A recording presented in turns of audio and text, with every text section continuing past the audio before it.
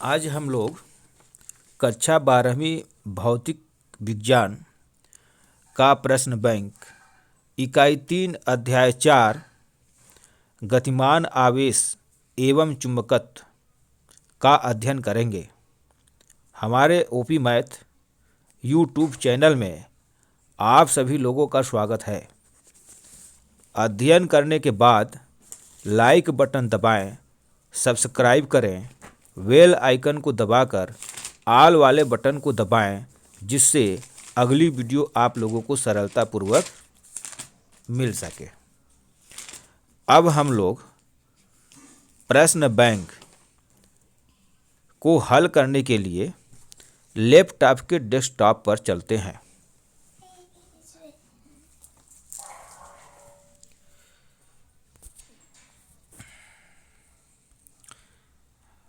Unit 3, इसमें हम लोगों को केवल अध्याय 5 ही पढ़ना है, गतिमान आवेश एवं चुंबकत्व। अध्याय 5 को हटा दिया गया है और इसमें निर्धारित अंक है 8 नंबर। वस्तुनिष्ठ प्रश्न 3 नंबर के हैं। वस्तुनिष्ठ प्रश्न 3, अति लघु उत्तरीय प्रश्न 2 अंक। इसमें एक प्रश्न आएगा और लघु उत्तरीय प्रश्न 3 अंक आएगा, इसमें भी एक प्रश्न आएगा।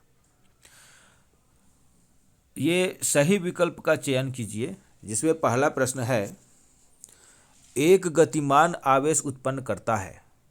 तो इसमें विद्युत और चुंबकीय क्षेत्र दोनों हो जाएगा, तो इसका उत्तर सी हो जाएगा। दूसरा प्रश्न है, धारावाही वृत्तीय कुंडली के केंद्र पर उत्पन्न चुंबकीय क्षेत्र होता है। तो इसका उत्तर हो जाएगा बी नंबर, कुंडली के तल के लंबवत। तीसरा प्रश्न है, एक समान चुंबकीय क्षेत्र में गतिमान आवेश पर लगने वाला बल है। तो इसका उत्तर ए नंबर हो जाएगा, क्यू भी वी गुणते बी। चौथा प्रश्न है, धारामापी की कुंडली के साथ श्रेणी क्रम में उच्च प्रतिरोध जोड़ने पर बनता है। तो इसका उत्तर ए नंबर हो जाएगा, वोल्ट मीटर। पांचवा प्रश्न है, किसी धारावाही परिनलिका के अंदर चुंबकीय क्षेत्र होता है। तो इसका उत्तर ए नंबर होगा, ए ऑप्शन होगा, एक समान।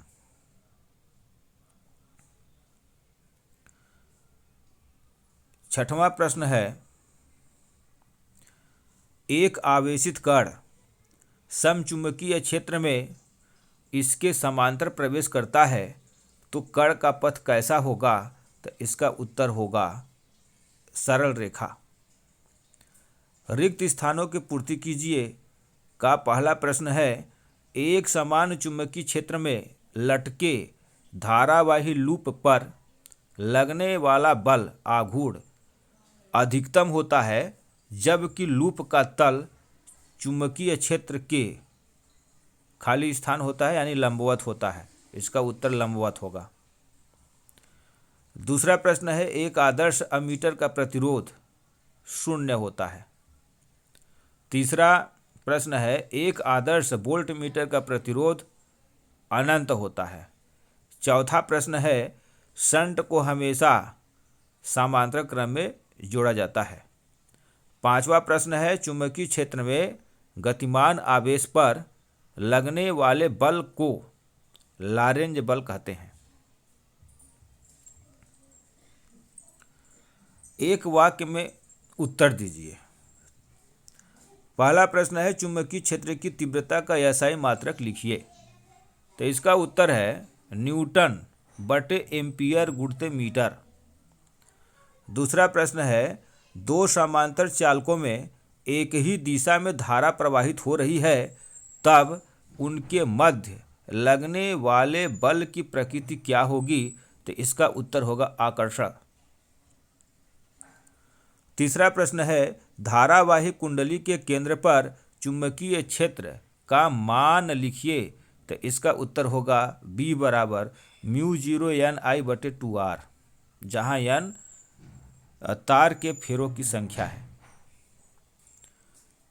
चौथा प्रश्न है, 99 ओम प्रतिरोध की कुंडली वाले धारा मापी में से मुख्य धारा का 10% प्रवाहित करना हो तो शंट का प्रतिरोध क्या होगा? तो इसका उत्तर होगा 11 ओम। पांचवा प्रश्न है, धारावाही विद्युत पाश के चुंबकीय आघूर्ण का सूत्र लिखिए। तो इसका उत्तर है स्मॉल m बराबर कैपिटल NIA। छठवां प्रश्न है, द्रव्यमान स्पेक्ट्रोमीटर क्या है? तो इसका उत्तर है यह एक ऐसी युक्ति है जो प्रायः आयनों को अलग कर दिया जाता है। आयनों भी लिख सकते हैं, आवेशित कणों को भी लिख सकते हैं और तत्वों के समस्थानिक भी लिख सकते हैं।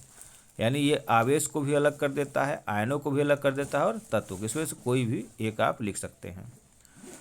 सातवां प्रश्न है, धारा मापी की कुंडली के बीच में नर्म लोहे का क्रोड क्यों रखा जाता है? तो नर्म लोहे का क्रोड इसलिए रखा जाता है कि नर्म लोहे की चुंबकशीलता अधिक होती है। अति लघुत्तरी प्रश्न, इसमें एम्पियर का परिपथीय नियम लिखिए। यानी 1 से लेकर के 7 तक का प्रश्न का उत्तर हम इसको लिख करके दिए हैं। ठीक है, तो ये हम नीचे चल रहे हैं। जैसे अति लघुत्तरीय प्रश्न, इसका पहला प्रश्न है एम्पियर का परिपथीय नियम लिखिए। तो उत्तर होगा, इस नियम के अनुसार निर्वात में किसी बंद वक्र के चारों ओर चुंबकीय क्षेत्र बी वेक्टर का रेखीय समाकलन उस वक्र द्वारा घिरी कुल धारा I का म्यू नोट गुना होता है। अर्थात सरफेस इंटीग्रल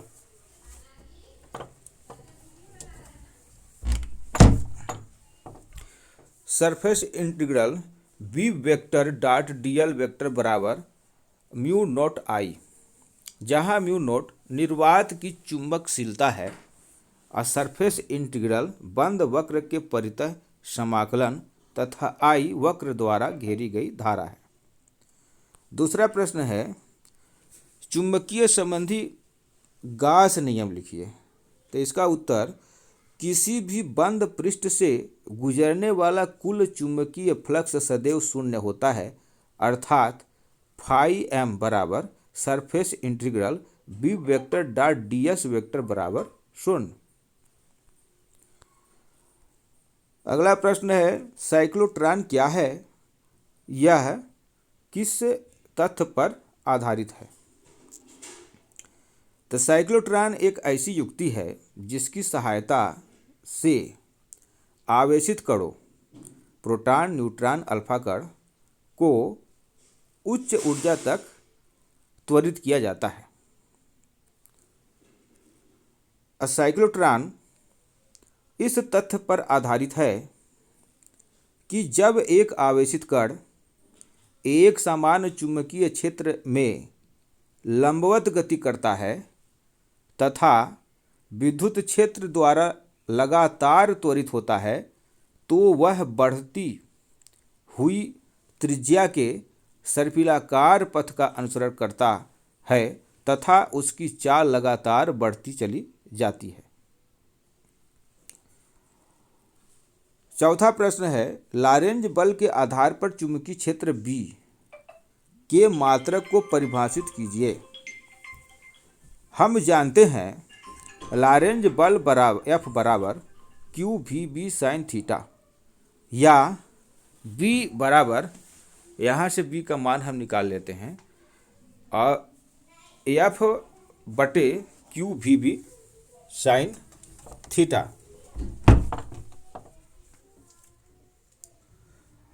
यदि F बराबर 1 न्यूटन और Q बराबर 1 कूलाम, V बराबर 1 मीटर प्रति सेकेंड तथा साइन थीटा बराबर 1 अर्थात थीटा बराबर 90 डिग्री हो तो B बराबर, यानी सब का मान हम 1 रख देंगे। तो F बराबर, F का मान 1 न्यूटन और 1 कूलाम 1 मीटर प्रति सेकेंड, तो B बराबर क्या हो गया 1 टेस्ला। अतः यदि 1 कूलाम आवेश किसी चुंबकीय क्षेत्र के लंबवत 1 मीटर प्रति सेकेंड के वेग से गति करते हुए 1 न्यूटन के बल का अनुभव करता है, तो उसे चुंबकीय क्षेत्र का परिमाण 1 टेस्ला होता है। प्रश्न 5, चुंबकीय क्षेत्र रेखाओं के कोई 2 गुण लिखिए। तो चुंबकीय क्षेत्र रेखाओं के गुण, पहला गुण है ये बंद वक्र बनाती हैं, और दूसरा 2 क्षेत्र रेखाएं एक दूसरे को कभी नहीं काटती हैं।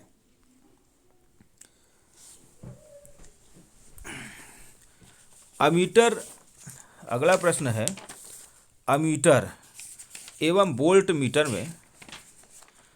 प्रश्न बैंक में यहाँ पे दिया है केवल 2 अंतर, और ये अपने नोट्स में हम 4 अंतर बनाए हैं। जो आपको सरल लगे उसको आप लिख लेंगे। तो अमीटर के तरफ लिखेंगे कि इसकी सहायता से बहने वाली धारा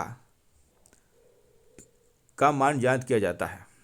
वोल्ट मीटर की तरफ लिखेंगे इसकी सहायता से परिपथ के किन्हीं 2 बिंदुओं के बीच विभवांतर ज्ञात किया जाता है।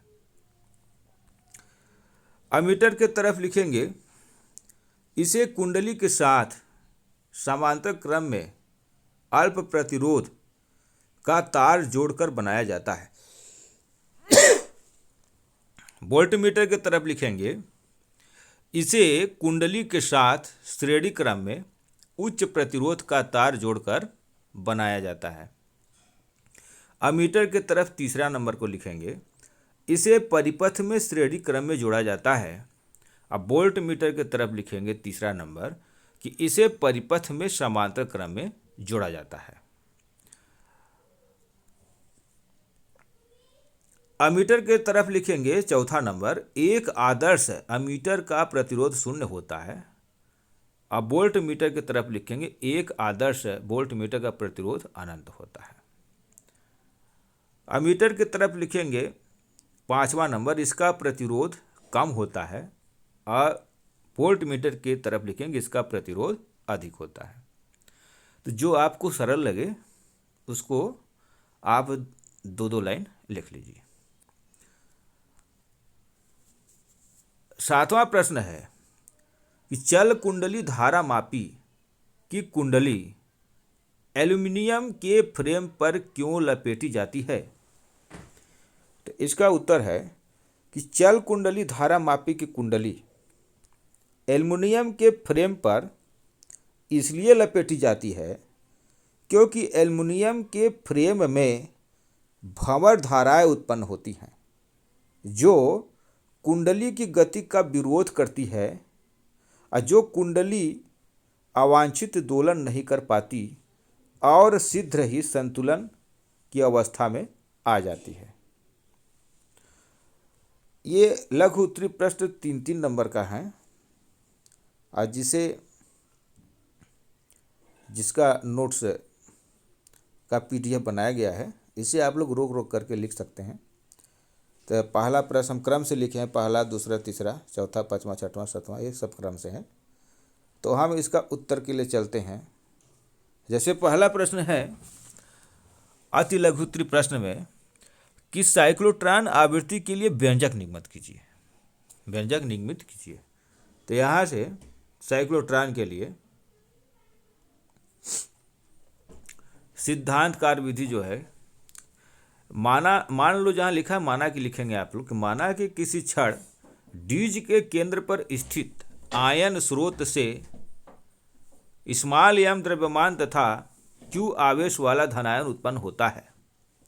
यदि इस क्षण डीज है D1 ऋणात्मक विभव पर तथा डीज या D2 धनात्मक विभव पर हो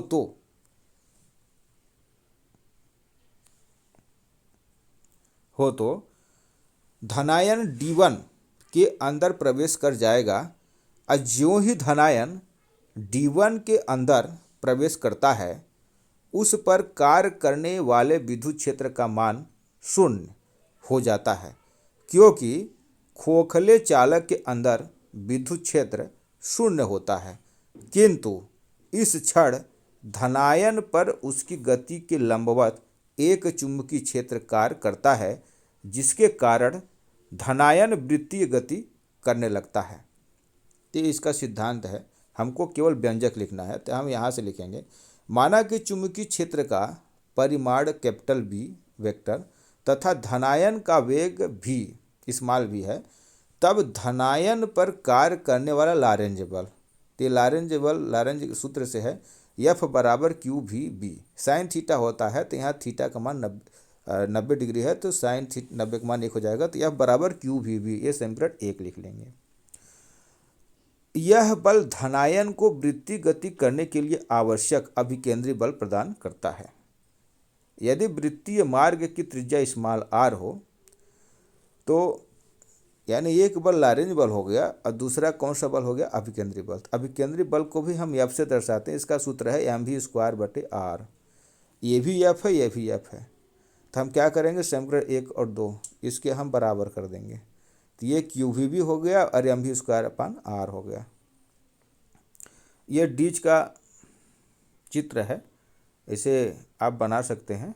ये D1 ये D2 यानी ऐसे चुम्बक है, ठीक। इसमें ये घूम रहा है, ये आपका धनायन है जो कि घूम करके ये बाहर निकल जाता है, ठीक है ना।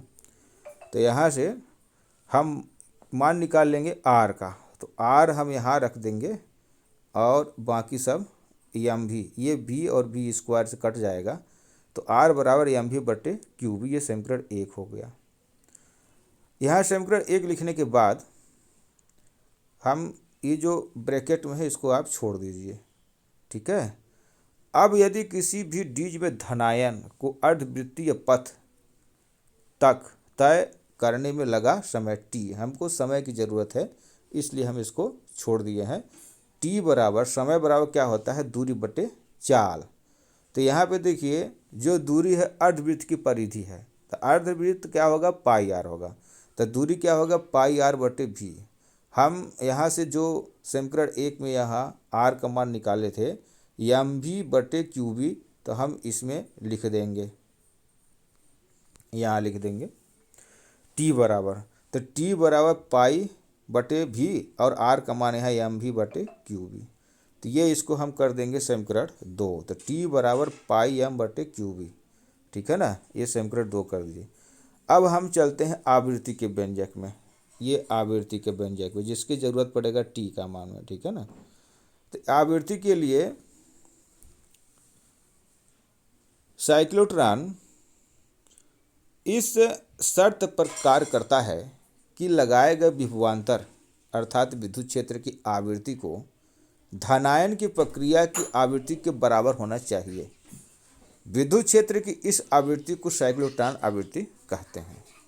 यदि दोलायमान विद्युत क्षेत्र का दोलनकाल कैपिटल टी हो, तो प्रत्येक डीज की ध्रुवता क्या हो जाएगा, टी बटे 2 के पश्चात बदलती जाएगी, ठीक। तो यह समय किसी भी डीज में धनायन को अर्धवृत्तीय पथ को परिक्रमा करने में लगे समय स्मॉल टी के बराबर होगा। तो जो हम वहाँ मान निकाले थे टी बटे 2 बराबर क्या होगा, टी, तो टी बराबर हम क्या करेंगे, यहाँ गुणा कर देंगे, टी बराबर 2t। जो टी का मान हम निकाले थे अभी समीकरण 2, तो ये टी का मान हम यहाँ रख देंगे, तो टी बराबर 2 पाई एम बटे क्यू बी, ये है आपका टी का मान। अब यहाँ से हम आवृत्ति बराबर क्या होता है, एफ बराबर 1 बटे टी, हम ये टी का मान रख देते हैं, तो एफ सी बराबर ये टी पलट जाएगा, तो ये क्या होगा, क्यू बी बटे 2 पाई एम। हमको यही आपको निकालना था, यही चुंबकीय अनुनादी आवृत्ति का व्यंजक है। अब हम लोग अगले प्रश्न चलेंगे। ये प्रश्न है धारावाही, प्रश्न नंबर 2, लघु उत्तरी प्रश्न का 2 नंबर है कि धारावाही वृत्तीय कुंडली के केंद्र पर उत्पन्न चुंबकीय क्षेत्र के लिए व्यंजक प्राप्त कीजिए। तो ये है आपका चित्र बना लेंगे। तो माना कि वृत्ताकार कुंडली का केंद्र स्मॉल ओ तथा वृत्ताकार त्रिज्या स्मॉल आर है, तो इस कुंडली में कैपिटल आई धारा प्रवाहित होती है, किंतु P पर एक अल्पांश dl स्थित है, तो अल्पांश और केंद्र O के बीच बना कोण थीटा है। अतः केंद्र O पर चुंबकीय क्षेत्र की तीव्रता dv बराबर म्यू नोट बटे 4 पाई आई dl साइन थीटा बटे आर स्क्वायर, ये समीकरण 1 हो जाएगा। यहाँ समेशन dl सिग्मा dl क्या है, वृत्ताकार तार की परिधि, परिधि का सूत्र होता है 2 पाई r। तो यहाँ पे हो गया थीटा बराबर क्या होगा 90 डिग्री, तो साइन थीटा साइन 90 का मान 1 हो जाएगा। तो समीकरण 1 में सभी मान रख देंगे। तो ये होगा आपका समीकरण 1, सिग्मा dv यानी समेशन dv बराबर म्यू नोट बटे 4 पाई आई 2 पाई r साइन 90 बटे आर स्क्वायर। यहाँ काट करके आप समेशन dv बराबर म्यू नोट बटे 4 पाई, ये कट करके क्या आ गया आपका b बराबर म्यू 0 एन आई बटे 2r, जहाँ n क्या है तार के फेरों की संख्या। तो यही आपका व्यंजक है। ठीक है। अब ये जो प्रश्न नंबर 3, लघु उत्तरीय प्रश्न नंबर 3 दिया है प्रश्न कि एक वृत्ताकार कुंडली का व्यास 0.0 फेरे लपेटे गए हैं तथा इसमें धारा 1000 तार के मीटर हैं। इसमें 2 एम्पियर प्रवाहित होती है, तो कुंडली के केंद्र पर चुंबकीय क्षेत्र की तीव्रता जांच कीजिए। तो यहाँ पे देखिए व्यास 2r का मान कितना दिया है 0.0 मीटर, r का मान हम निकालेंगे तो क्या होगा 0 मीटर। तार के फेरों की संख्या n का मान दिया है 1000, i का मान दिया है 0.2 एम्पियर। तो ये सूत्र होता है इसका b बराबर म्यू नोट एन आई बटे 2r, हमने मान रख दिया। म्यू नोट का मान होता है 4 पाई गुणते 10⁻⁷ गुणते n का मान 1000 है, i का मान 0.2 है बटे 2।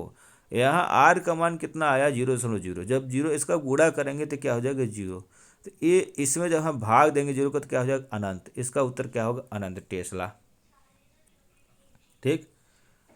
अब जो है अगला प्रश्न है चौथा नंबर, लघु उत्तरीय प्रश्न का चौथा नंबर, चल कुंडली धारा मापी की सुग्राह्यता कैसे बढ़ाई जा सकती है। तो यहाँ जो प्रश्न है तो चल कुंडली धारा मापी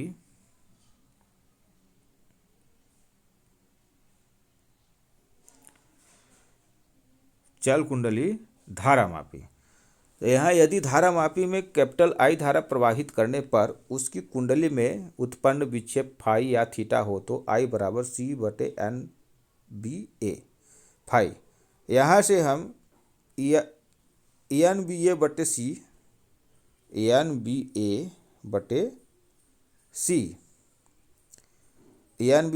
सी अब फाई बटे आई को हम क्या कहते हैं सुग्राहिता एस, इसे एस से प्रदर्शित करते हैं, एस बराबर एन बी ए बटे सी। अब यही फार्मूला होगा S proportional N, S proportional B, S proportional ए।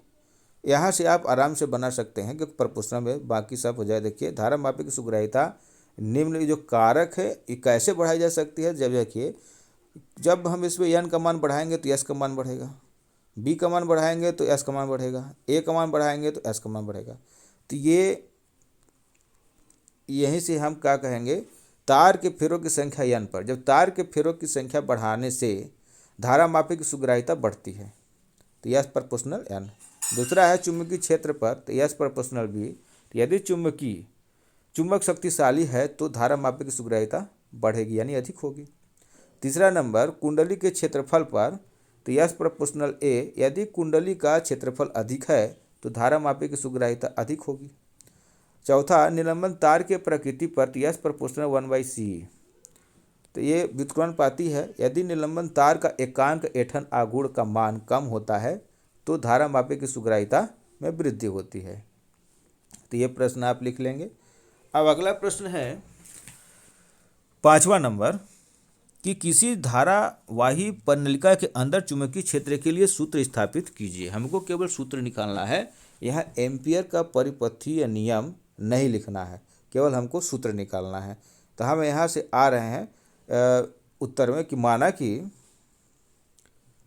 माना कि एक्स वाई एक पंडलिका है जिसकी त्रिज्या स्मॉल ए तथा उसकी प्रति एकांक लंबाई पर फेरों की संख्या स्मॉल एन है। तो माना कि पंडलिका में धारा आई प्रवाहित हो रही है, ये पंडलिका बना है आपका, ठीक है ना। हम ये जो क्षेत्र है ए बी सी डी, हम इसी से कल्पना करेंगे। तो ये चित्र है, इसमें देखिए एक बंद परिपथ ए बी सी डी की कल्पना करो। तो यहाँ हम कल्पना करते हैं लिखेंगे। तो माना जहाँ लिखा हम माना करें भुजाएं ए बी और सी डी पंडलिका की लंबाई के समांतर है, तब बंद परिपथ ए बी सी डी के लिए एम्पियर के परिपथीय नियम से तो surface integral B vector dot D L vector बराबर A to B integral B vector और डी एल वेक्टर धन फिर B to C integral B vector और डी एल वेक्टर प्लस धन C to D B vector D L vector धन D to A B vector D L vector. जैसे हम एक कर देंगे, यहाँ पे देखिए A to B vector D L vector. तो ये क्या है, भुजा ए बी चुंबकीय क्षेत्र के अनुदिश है, तो ये सब जीरो हो जाएंगे। तो ये क्या हो जाएगा, ए टू बी डी ए सब, ये इसका मान बता रहा है कि जीरो हो जाएगा, ठीक है ना। और यहाँ देखिए A to B D L बराबर यल, तो भुजा ए बी की लंबाई ए टू बी डी एल बराबर बी एल, इसको आप लोग लिख के पढ़ेंगे तो समझ में आएगा। अब B to C B D L बराबर बी टू सी, ये जीरो हो गया, यानी इसमें एक को छोड़ करके सब जीरो हो जाएगा। तो ये देखिए surface integral B vector D l, यहाँ पे देखिए ये वाला जो मान है केवल ये भर बचेगा, बाकी ये भी जीरो हो जाएगा, ये भी जीरो हो जाएगा, ये भी जीरो हो जाएगा, ठीक है। तो surface integral B D l, इसका क्या मान आ जाएगा, बी डी एल हो जाएगा। तो ये आप डायरेक्ट यहाँ आ जाएंगे, ठीक। तो ये देखिए सरफेस इंटीग्रल बी वेक्टर और डॉट डी एल वेक्टर बराबर बी एल, ठीक बी एल। तो किंतु एम्पियर के परिपथीय नियम से surface integral B vector dot D L vector बराबर म्यू नॉट गुणते आयत ए बी सी डी से घिरी कुल धारा, तो बराबर म्यू नॉट एन एल आई, जो आयत में धारा जो बह रही है क्या होगा, एल आई, एल लंबाई है और आई धारा है, ठीक। तो समीकरण 2 और 3 से बी एल समीकरण, यानी ये भी बी एल का मान निकाला और यहाँ से भी मान निकला है। तो बी एल यानी ये भी surface integral B D l का मान है और ये भी, तो ये दोनों को हम बराबर कर देंगे। तो बी एल बराबर mu naught n l I, तो बी का मान यहाँ से निकल गया, आई एल कट जाएगा, म्यू नोट एन आई। तो यही पंडलिका के अंदर किसी बिंदु पर चुंबकीय क्षेत्र के लिए व्यंजक है। अगला प्रश्न है बायो सेवर्ट, यानी 6वां प्रश्न है लघु उत्तरी प्रश्न का, कि बायो सेवर्ट का नियम लिखिए एवं इसके आधार पर विद्युत धारा के मात्रक को परिभाषित कीजिए।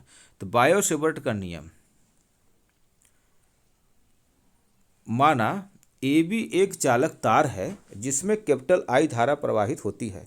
चालक तार से स्मॉल आर दूरी पर एक बिंदु पी स्थित है जो चालक तार से थीटा कोण बनाता है।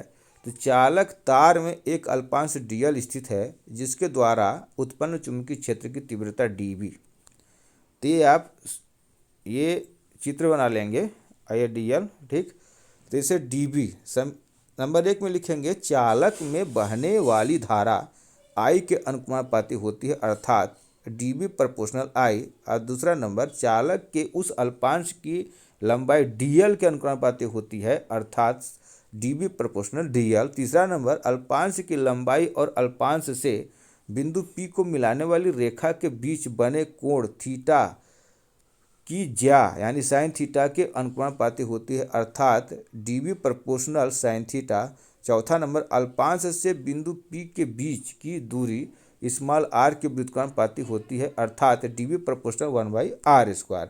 तो उपरोक्त को मिलाने पर d B proportional I d l sine theta बटे r²। तो डी बराबर जैसे ही प्रोपोर्शनल हटाते हैं एक नियतांक लगता है के आई डी एल साइन थीटा बटे r²। इस समीकरण 1 जहाँ के एक अनुक्रमानुपाती नियतांक है।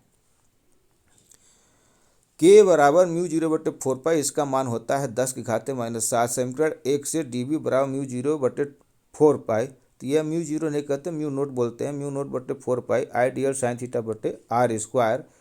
तो यहाँ dv बराबर म्यू नोट/4 पाई का मान क्या होता है 10⁻⁻7 आइडियल साइन थीटा/r²। dv बराबर 10⁻⁻7, ठीक।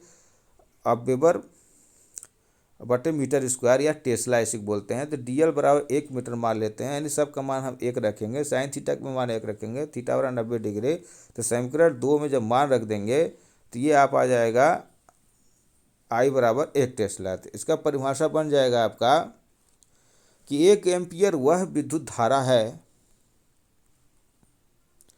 जो 1 मीटर लंबाई के चाप में धारा प्रवाहित करने पर चाप के केंद्र पर 10⁻⁻7 टेस्ला उत्पन्न कर दे। प्रश्न नंबर 7, लघु उत्तरी प्रश्न का प्रश्न नंबर 7 है कि एक तार जिसमें 8 एम्पियर विद्युत धारा प्रवाहित हो रही है,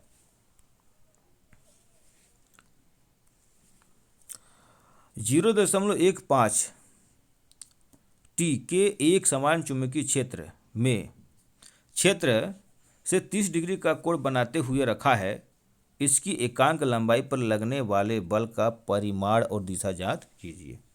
तो यहाँ से ये दिया है I का मान 8 एम्पियर, B का मान 0.15 टेस्ला, थीटा का मान 30 डिग्री। तो यह बराबर क्या होता है IBL sine theta, ILB sine theta. इसमें हम स्मॉल f का मान निकालेंगे, तो F/L, तो IBL, ये L यहाँ से आ गया F/L, ठीक। तो IB साइन थीटा, I का मान है, B का मान है ये, ठीक। 8 गुणित 0.15 गुणित 1/2, 37 का मान 1/2 होता है। जब इसको हम काटेंगे तो ये आ जाएगा आपका 0.60 न्यूटन प्रति मीटर। ये इसकी दिशा L और B वेक्टर दोनों के लंबवत होगी, इसका ये उत्तर है। छात्रों से निवेदन है कि आज का टॉपिक ये खत्म हुआ। अगले 2 दिन बाद हम यूनिट 2 का प्रश्न बैंक हम अपलोड करेंगे। अभी तक यूनिट 3, 4, 5, 6 यानी 8 तक का लोड हो चुका है। जिसको जहाँ ज़रूरत हो हमारे यूट्यूब OP मैथ चैनल में जा कर के आप लोग सर्च कर सकते हैं। इसीलिए हम कहते हैं कि आप लोग सब्सक्राइब करें, लाइक करें, और जिससे आपको वीडियो मिलती रहे। धन्यवाद।